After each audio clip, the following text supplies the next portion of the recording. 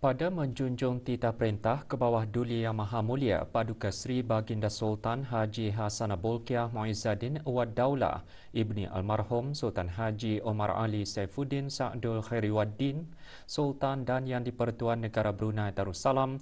Dengan ini, Jabatan Perdana Menteri memaklumkan bahawa ke bawah Duli Yang Maha Mulia Paduka Seri Baginda Sultan dan Yang di-Pertuan Negara Brunei Darussalam telah mengurniakan titah perkenan bagi pelantikan Yang Mulia Awang Haji Asmawi bin Haji Muhammad, Timbalan Pengarah Penyelidikan Brunei di Jabatan Penyelidikan Brunei, dilantik menjadi Pengarah Penyelidikan Brunei, Jabatan Penyelidikan Brunei, Jabatan Perdana Menteri.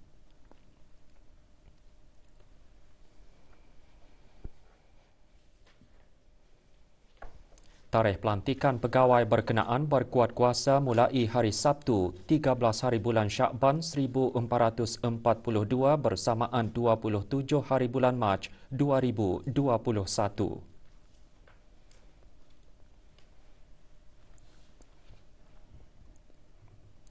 Mahkamah Syariah Negara Brunei Darussalam dengan ini memaklumkan kepada orang ramai, terutama umat Islam di negara Brunei Darussalam, bahawa pada menjunjung titah perkenan ke bawah Duli Yang Maha Mulia Paduka Seri Baginda Sultan Haji Hassanah Bolkiah Muizzaddin Wad Daulah Ibni Almarhum Sultan Haji Omar Ali Saifuddin Sa'dul Khairiwaddin Sultan dan Yang di-Pertuan Negara Brunei Darussalam, maka Yang Berhormat Yang di-Pertua Majlis Ugama Islam dengan ini memaklumkan bahawa ketetapan 1 hari bulan Syakban 1442 Hijrah adalah jatuh pada hari Isnin 15 Mac 2021.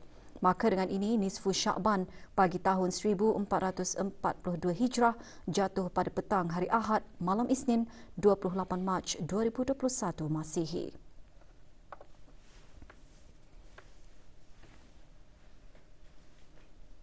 Berikutan dengan itu juga, ketetapan bagi meruqyah anak bulan Ramadan 1442 Hijrah akan dilakukan pada petang hari Isnin 29 Syakban 1442 Hijrah bersamaan 12 April 2021 Masihi. Tempat-tempat meruqyah anak bulan Ramadan ialah Menara DST, Bangunan Ibu Pejabat DST, Lebuh Raya Tunku, Bukit Aguk Jerudong dan Tanjung Batu Kampung Sabun bagi daerah Brunei dan Muara, serta di Bukit Ambok daerah Tutong dan Bukit Lumut daerah Belaid.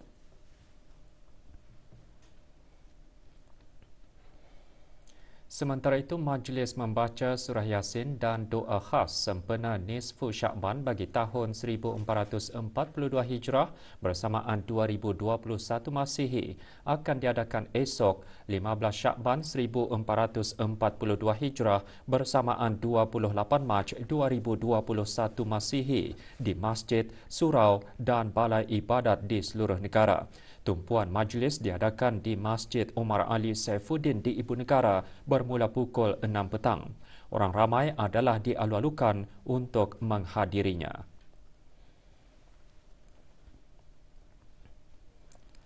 Duli Yang Teramat Mulia Paduka Seri Pengiran Muda Mahkota Pengiran Muda Haji Al-Muhtadi Billah Ibni ke bawah Duli Yang Maha Mulia Paduka Seri Baginda Sultan Haji Hassanah Bolkiah Muizzaddin Wad Daulah Menteri Kanan di Jabatan Perdana Menteri dan Yang Teramat Mulia Paduka Seri Pengiran Anak Isteri Pengiran Anak Sarah binti Pengiran Haji Saleh Abrahaman semalam berkenan berangkat menyaksikan perlawanan separuh akhir Brunei Darussalam CHSK Badminton Cup 2021. Kejohanan bersempena sambutan ulang tahun Hari Kebangsaan ke-37 berlangsung di Dewan Serbaguna, Sekolah Chung Hua, Kiudang, Tutong. Paduka Ananda Duli Yang Teramat Mulia Pengiran Muda Abdul Muntakim berangkat menyertai kategori berkurmaja lelaki bawah 14 tahun. Keberangkatan Duli Yang Teramat Mulia dan Yang Teramat Mulia dijunjung oleh Yang Berhormat Major Jeneral Bersara Datuk Paduka Sri Haji Aminuddin Ehsan bin Pihin Orang Kaya Saiful Muluk, Datuk Sri Paduka Haji Abidin Menteri Kebudayaan Belia dan Sukan. Berangkat sama Yang Teramat Mulia Pengiran Anak Munirah Madhul Bolkiah.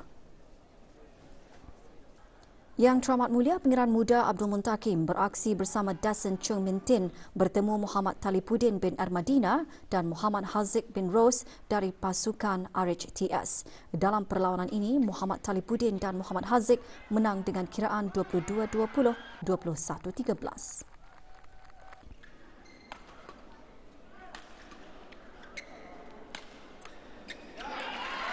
Pasukan Yang Teramat Mulia Pangeran Muda Abdul Muntakim Flying Gravity Wazna mara ke peringkat akhir setelah memenangi 7 perlawanan dari 12 perlawanan dan akan menentang Hani Car Smart. Perlawanan peringkat akhir akan berlangsung esok 28 Mac di tempat yang sama.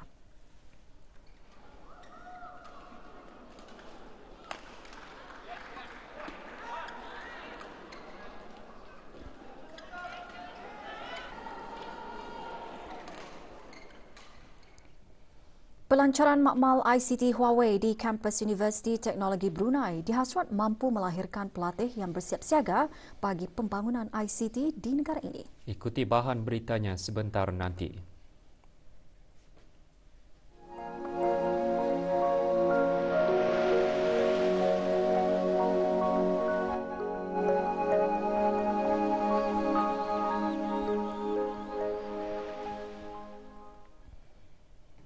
Usaha sama antara Universiti Teknologi Brunei UTB dan syarikat Huawei Teknologi Sdn Berhad menyokong inisiatif kerajaan untuk menjadi negara pintar sekaligus melahirkan pelatih yang pakar teknologi maklumat dan komunikasi ICT untuk bersiap siaga bagi pembangunan ICT di negara ini. Perkara tersebut dinyatakan oleh Naib Chancellor UTB pagi tadi semasa majlis perasmian Akademi ICT Huawei dan penyampaian sijil bagi para pelatih. Hadir yang berhormat Datuk Seri Setia Awang Haji Hamzah bin Haji Sulaiman, Menteri Pendidikan. Profesor Dr. Dayang Hajah Zohrah binti Haji Sulaiman dalam ucapannya menekankan akademi berkenaan mampu memberikan latihan bertaraf industri yang menawarkan pengalaman yang diperlukan bagi mengisi ruang kemahiran tenaga kerja dalam bidang ICT. Tambahnya, UTB sentiasa berusaha menyumbang dalam menghasilkan tenaga kerja berkualiti tinggi yang mempunyai kemahiran untuk diselaraskan dalam perubahan teknologi. Majlis diteruskan dengan penyampaian sijil kepada 42 peserta yang disempurnakan oleh Menteri Pendidikan.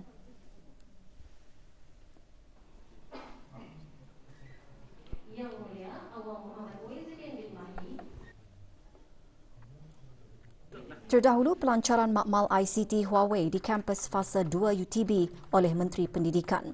Akademi dilengkapi oleh peralatan rangkaian internet protokol IP dan produk-produk sumbangan Huawei selain menyediakan bahan latihan selaras trend teknologi rangkaian ICT. Juga hadir Datin Sri Paduka Dr. Hajah Romaizah binti Haji Muhammad Saleh, Timbalan Menteri Pendidikan dan Puan yang terutama Yu Hong, Duta Besar China ke negara Brunei Darussalam.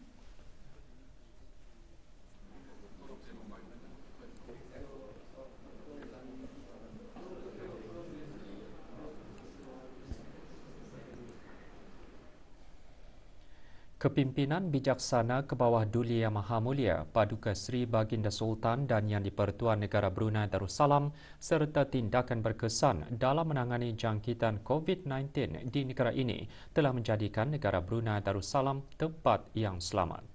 Kejayaan tersebut mendapat pujian daripada Pesuruhjaya Tinggi Republik Rakyat Bangladesh di negara Brunei Darussalam dalam ucapannya semasa majlis resepsi bagi memperingati Jubli Emas Hari Kemerdekaan Republik Rakyat Bangladesh. Majlis berlangsung semalam di Hotel Rizkun International.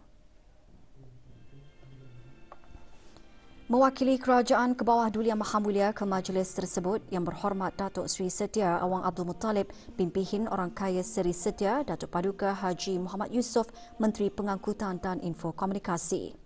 Puan yang terutama Nahida Rahman Shumona semasa berucap juga menzahirkan rasa gembira kerana memberikan peluang-peluang kepada para profesional, pelajar dan pekerja dari Bangladesh untuk mengongsikan kepakaran mereka di negara ini.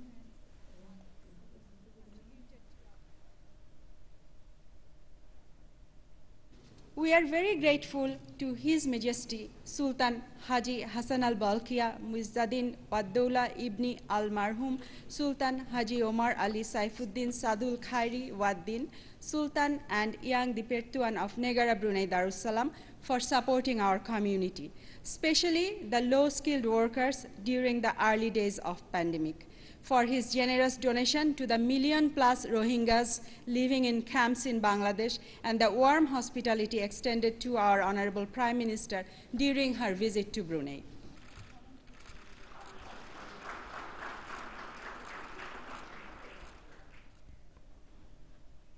Kementerian Pengangkutan dan Infokomunikasi serta jabatan-jabatan dan pihak-pihak berkuasa di bawahnya petang tadi mengadakan majlis sambutan Isra' dan Mi'raj. Majlis yang dikelolakan oleh Jabatan Perkhidmatan Pos itu diadakan di Kementerian Pengangkutan dan Infokomunikasi Jalan Menteri Besar. Hadir Yang Berhormat Datuk Seri Setia Awang Abdul Muttalib bin Pihin Orang Kaya Seri Setia, Datuk Paduka Haji Muhammad Yusof, Menteri Pengangkutan dan Infokomunikasi. Bermula dengan bacaan ayat suci Al-Quran, majlis diserikan dengan ceramah khas bertajuk Sembahyang Teras Kecemerlangan Umat disampaikan oleh penceramah undangan dari Al-Minhaj Center dan Da'i Bertauliah Majlis Ugama Islam Brunei Moib. Antara lain, majlis bertujuan memperingati peristiwa agung Isra' dan Mi'raj Nabi Muhammad SAW di samping mengeratkan silaturahim antara warga kementerian. Lakukan dengan khusyuk, maka di sanalah letaknya kecemerlangan. Siapa yang cakap Ustaz? Allah Subhanahu wa taala. Seperti mana bidang-bidang lain yang menghadapi pelbagai tantangan, bahasa Melayu juga tidak terlepas dari pelbagai polemik sehingga ada di antara orang Melayu sendiri yang memperlekehkan kemampuan bahasa Melayu. Perkara tersebut antara yang dibincangkan semasa Forum Bahasa Melayu yang diadakan sempena sambutan ulang tahun Hari Kebangsaan Negara Brunei Darussalam ke-37. Hadir Yang Berhormat Major Jeneral Bersara Datuk Paduka Seri Haji Aminuddin Ehsan bin Pihin Orang Kaya Saiful Molok, Datuk Seri Paduka Haji Abidin, Menteri Kebudayaan Belia dan Sukan. Terdahulu, Awang Suib bin Haji Abdul Wahab, pemangku pengarah Dewan Bahasa dan Pustaka, dalam ucapannya menjelaskan fungsi dan peranan Dewan Bahasa dan Pustaka sebagai jentera pembangunan tamadun bangsa akan sentiasa memikirkan, merancang dan seterusnya melaksanakan pelbagai inisiatif dan usaha berimpak tinggi yang mampu mendukung kepada pemartabatan bahasa Melayu di negara ini. Forum bertajuk Bahasa Melayu dalam Wawasan Negara dikendalikan oleh 3 ahli panel dari Universiti Brunei Darussalam, Kolej Universiti Perguruan Ugama Seri Begawan Kupu SB dan Dewan Bahasa dan Pustaka. Juga disentuh tulisan Jawi yang merupakan identiti bangsa dan negara juga perlu diperkukuhkan. Forum anjuran Dewan Bahasa dan Pustaka itu berlangsung di Balai Sarma Yuda Dewan Bahasa dan Pustaka Brakas.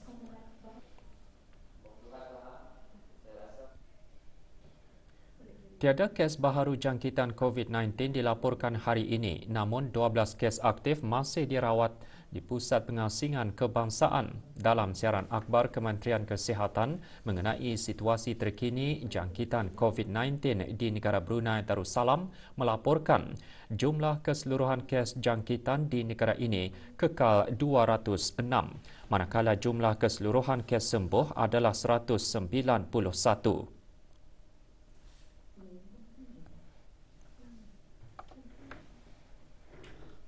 Kes terakhir jangkitan tempatan COVID-19 dilaporkan pada 6 Mei 2020, manakala jumlah kes import sejak kes jangkitan terakhir tempatan dilaporkan sebanyak 65 kes. 611 orang sedang menjalani pengasingan diri mandatori, 15,566 orang menamatkan pengasingan diri mandatori sejak Mac 2020. Manakala 175 sampel ujian virus SARS-CoV-2 telah dilaksanakan, menjadikan jumlah keseluruhan ujian makmal yang dijalankan sejak Januari 2020 kepada 113,220 ujian. Maklumat lanjut dan perkembangan terkini layari laman sesawang Kementerian Kesihatan dan Talian Kesihatan 148. Peningkatan 1.9% tahun ke tahun berbanding bulan Januari 2020 dicatatkan dalam Indeks Harga Pengguna IHP bagi bulan Januari 2021. Jabatan Perancangan Ekonomi dan Statistik Kementerian Kewangan dan Ekonomi dalam siaran akhbarnya mengenai IHP bulan Januari 2021 menyatakan harga makanan dan minuman ringan mencatatkan peningkatan 4.1%. Manakala peningkatan 1.3% bagi harga bukan makanan. Peningkatan IHP didorong oleh peningkatan harga dan kos pengangkutan makanan dan minuman ringan dan pendidikan. Bagaimanapun, peningkatan IHP diimbangi oleh penurunan harga dan kos pakaian dan kasut, perhiasan, peralatan isi rumah dan penyelenggaraan rutin isi rumah serta restoran dan hotel. Kenaikan bagi harga pengangkutan pula sebahagian besarnya disebabkan kenaikan harga kenderaan bermotor. Harga makanan dan minuman ringan meningkat disebabkan kenaikan harga makanan seperti sayur-sayuran, ayam dan juga daging lembu dan kerbau. Pertumbuhan harga sayur-sayuran pula disebabkan faktor perubahan cuaca yang tidak menentu. Manakala kenaikan harga ayam, daging lembu dan kerbau antara lain disebabkan oleh peningkatan permintaan domestik berikutan sekatan perjalanan keluar negara dan juga terhadnya bekalan import. Sementara kos pendidikan meningkat disebabkan kenaikan yuran pengajian institusi-institusi pendidikan swasta terpilih. Bagi perubahan bulan ke bulan, IHP bagi bulan Januari 2021 meningkat 0.5% berbanding bulan Disember 2020. Indeks makanan dan minuman ringan meningkat 0.1%, manakala indeks bukan makanan naik 0.6%. IHP mengukur perubahan harga barangan dan perkhidmatan yang dibayar pengguna dalam tempoh yang ditetapkan dan dikumpulkan setiap bulan. Senarai barangan dan perkhidmatan dalam IHP berdasarkan maklumat perbelanjaan purata sebuah keluarga yang diperolehi melalui kajian perbelanjaan keluarga. Dapatkan laporan penuh IHP bagi bulan Januari 2021 melalui laman sesawang JPES www.deps.gov.bn. Jabatan Perancangan Ekonomi dan Statistik JPES Kementerian Kewangan dan Ekonomi mengumumkan acara jualan mega seluruh negara akan diadakan bermula dari 1 April ini hingga 26 Mei 2021 selama 56 hari. Pada tahun ini, Brunei Mega Sales 2021 akan dianjurkan 1 minggu lebih awal dari tahun-tahun lalu. Ia sebagai usaha bagi menyediakan peluang kepada para peniaga untuk sama-sama berperanan dalam meningkatkan aktiviti perekonomian domestik berikutan pemulihan ekonomi dari wabak COVID-19. Penyertaan para peniaga dalam talian digalakkan ke arah memberikan pengguna pelbagai pilihan produk pada harga yang kompetitif. Institusi kewangan yang menawarkan pelbagai jenis kad kredit juga dialu-alukan menyertainya. JPES menggalakkan penyertaan peniaga dari pelbagai sektor dengan menawarkan diskaun menarik untuk barangan yang dijual dan tawaran-tawaran kreatif terutama sekali produk buatan tempatan. Semua peniaga yang menyertainya akan disenaraikan menerusi platform tambahan di dalam aplikasi mudah alih pengguna bijak bagi tujuan publicity dan meningkatkan visibility. Para peniaga yang ingin menyertai acara Brunei Mega Sales 2021 perlu menghantar borang penyertaan ke JPES sebelum 31 Mac 2021. Borang penyertaan boleh dimuat turun dari laman sesawang JPES di www.jpes.gov.bn/CAD dan dikembalikan melalui email ke sales@jpes.gov.bn atau dihantar terus ke kaunter JPES. Sebarang pertanyaan salurkan melalui aplikasi mudah alih pengguna bijak email sales@jpes.gov.bn atau talian 223-0223. 4 kumpulan memenangi anugerah siri pengasas dan 1 kumpulan bagi siri pembina dalam program InnoLab Catalyst Cycle 1 Anjuran Data Stream Digital Sdn Bhd DST. Majlis penyampaian anugerah berkenaan diadakan di Ibu Pejabat DST di Kampung Tungku. Penyampaian anugerah disempurnakan oleh Awang Haji Muhammad Nazri bin Haji Muhammad Yusof, Setiausaha Tetap Kementerian Pengangkutan dan Infokomunikasi. Memenangi siri pengasas ialah kumpulan Better Prime dan kumpulan Order Up dengan menerima hadiah wang tunai RM2,500 bagi sokongan pembangunan produk, akses kepada program DARE serta program inkubasi selama 6 bulan di bawah DST. Kumpulan Y.Not dan kumpulan Trifi pula menerima anugerah emas. Mereka menerima bantuan inkubasi DST selama 6 bulan dan akses kepada sokongan DARE. Manakala bagi siri pembina, kumpulan Lego meraih anugerah platinum menerima wang tunai RM1,000 dan akan menjalani program latihan di bawah DST. Sementara anugerah sebutan khas diberikan kepada Super Squad.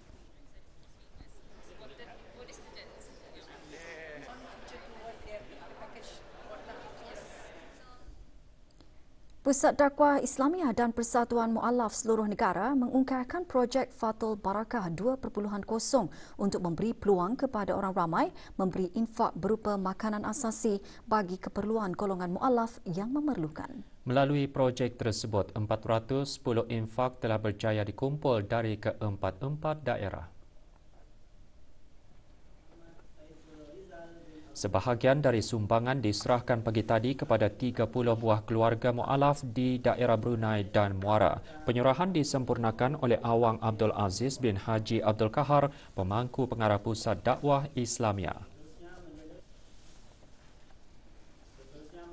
Projek bertujuan untuk menampung keperluan harian golongan mu'alaf dan sebagai dakwah bil mal yang berkesan bagi memeduli dan memantau dari segi aspek perkembangan kehidupan serta kebajikan asnaf mu'alaf agar terus dapat melaksanakan ibadah dengan lebih sempurna.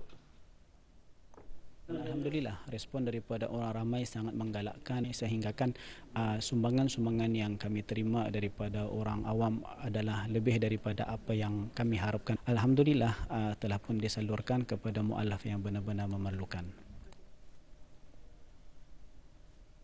Ke arah meningkatkan kesedaran orang ramai terutama dalam kalangan ibu bapa berkaitan isu buli, Pusat Promosi Kesihatan melalui Kumpulan Strategi Kesihatan Mental bersama bahagian hal ehwal pelajar, Jabatan Sekolah-Sekolah mengungkapkan Bengkel Training of the Trainers Brunei Bebas Buli. Bengkel berlangsung di Dewan Al-Afiah Kementerian Kesihatan.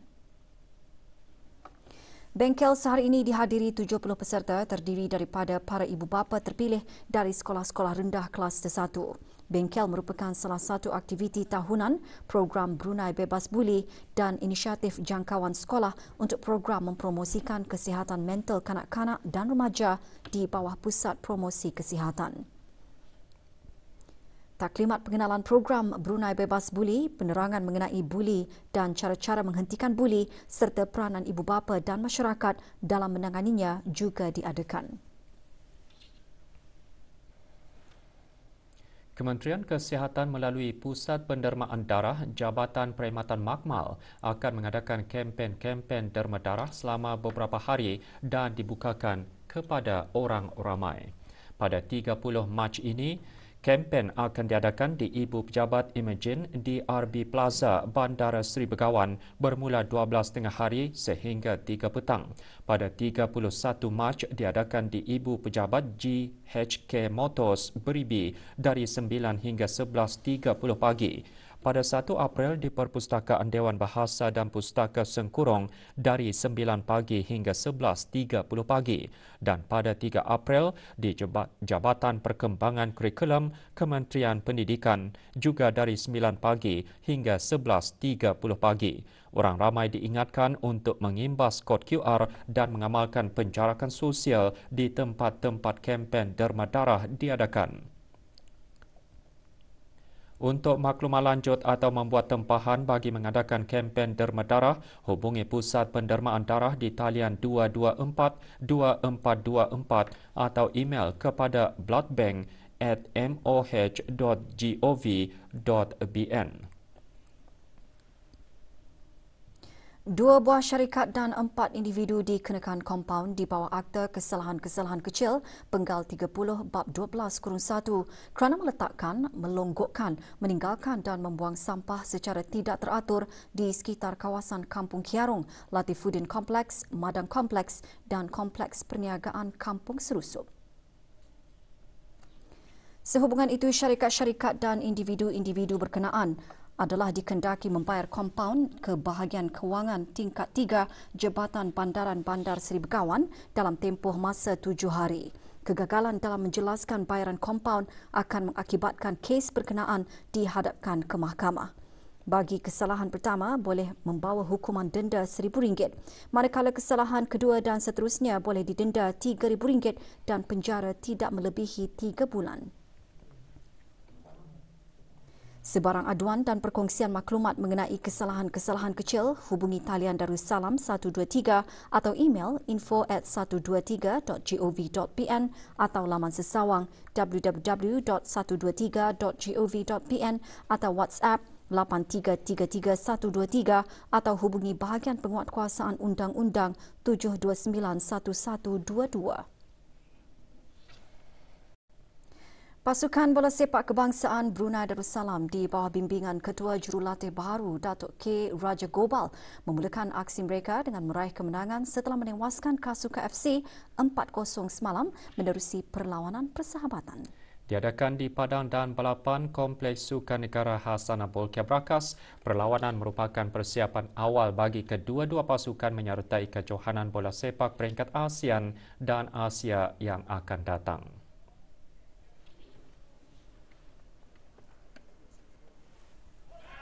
Babak separuh pertama menyaksikan kedua-dua pasukan terikat tanpa jaringan meskipun mempunyai beberapa peluang, namun percubaan tersebut gagal menghasilkan gol.